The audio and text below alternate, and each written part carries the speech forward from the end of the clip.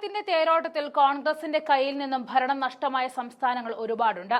തിരിച്ചുവരവിന് സാധ്യതകൾ ഇല്ലാതെ തന്നെ കോൺഗ്രസ് ഈ സംസ്ഥാനങ്ങളിൽ നിന്നും പുറത്താക്കപ്പെട്ടു. ബംഗാൾ, UP, ബീഹാർ അങ്ങനെ പോകുന്നു. ആ പട്ടികയിലുള്ള സംസ്ഥാനമാണ് ഒഡീഷ. 2.5 പതിറ്റാണ്ടിലേറെയായി ഒഡീഷയിൽ നിന്നും കോൺഗ്രസ് മാറ്റി നിർത്തപ്പെട്ടിട്ട് നവീൻ പട്നായക് 24 കൊല്ലം അടക്കി പിടിച്ചു ഭരിച്ച ഒഡീഷ കഴിഞ്ഞ നിയമസഭാ തെരഞ്ഞെടുപ്പിൽ BJP കൊണ്ടുപോയതോടെ രാഷ്ട്രീയത്തിൽ BJD യുഗം പ്രതിപക്ഷത്തേക്ക് മാറിയതോടെയാണ് കോൺഗ്രസ് BJPയെ എതിരിടാൻ പ്രതിപക്ഷത്ത് കോപ്പുകൂട്ടുന്നത്. ഒഡീഷയിലെ ക്രമസമാധാന നിലയിലെ തകർച്ചയും കുറ്റകൃത്യങ്ങൾ പെരുകുന്നതും ചൂണ്ടിക്കാണിച്ചാണ് തെരുവിൽ BJPയെ നേരിടാൻ സംസ്ഥാന ഘടക സംവിധാനത്തെ ശക്തമാക്കുവാൻ ശ്രമിച്ചുകൊണ്ട് കോൺഗ്രസ് തെരുവിലേക്ക് ഇറങ്ങുന്നത്. സ്ത്രീകൾക്കെതിരായ കുറ്റകൃത്യങ്ങളിൽ ഉണ്ടായ വർധനവ് ചൂണ്ടിക്കാണിച്ചാണ് BJPയുടെ മോഹൻ ചരൺ മാഞ്ചി സർക്കാരിനെ ലക്ഷ്യം വെച്ചുകൊണ്ട് പാർട്ടി ഇപ്പോൾ സംഘടനാ തലത്തിൽ പുനരുജ്ജീവനത്തിന് തുടക്കം കുറിക്കാൻ ശ്രമിക്കുന്നത്.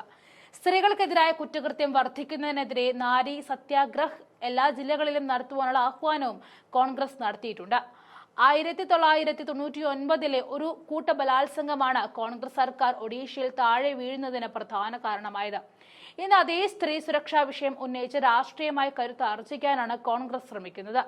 സ്ത്രീകൾക്കെതിരായ കുറ്റകൃത്യങ്ങൾ വർദ്ധിച്ചുവെന്നും 2024 ശേഷമുള്ള ക്രൈം സ്റ്റാറ്റിസ്റ്റിക്സ് പ്രകാരം ബലാത്സംഗ കേസുകളിൽ ഈ വർഷം 8% വർധനവുണ്ടായതും റിപ്പോർട്ട് ചെയ്യപ്പെട്ടത് 3054 കേസുകളാണെന്നും വ്യക്തമാക്കുന്ന രേഖ പുറത്തു വന്നിരുന്നു.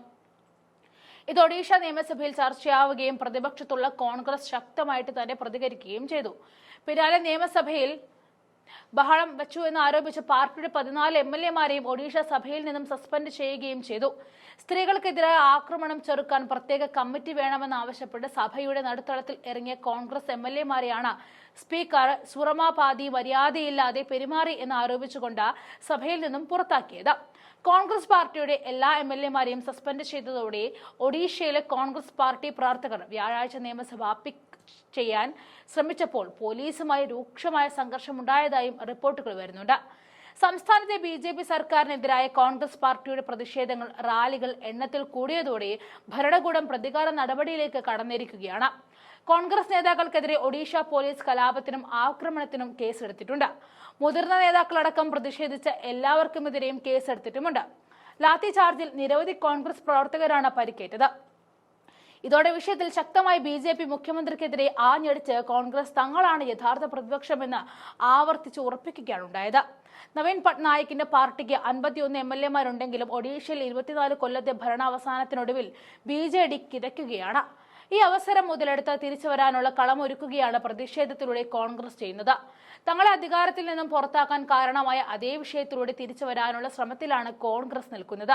കോൺഗ്രസ് പാർട്ടിയെ വീണ്ടും ജനങ്ങളുടെ ഇടയിലേക്ക് കരുത്തുറ്റതാക്കാനും സംഘടന ശക്തിപ്പെടുത്തുവാനുമായിട്ട് കഴിഞ്ഞ മാസം തെരുവുകളിലടക്കം പോരാട്ട മനോഭാവത്തോടെ പ്രവർത്തിക്കുന്ന ദളിത് മുഖമായ ഭക്തചരൺ ദാസിനെ പാർട്ടി സംസ്ഥാന തലപ്പത്തേക്ക് നിയമിച്ചിട്ടുണ്ട്.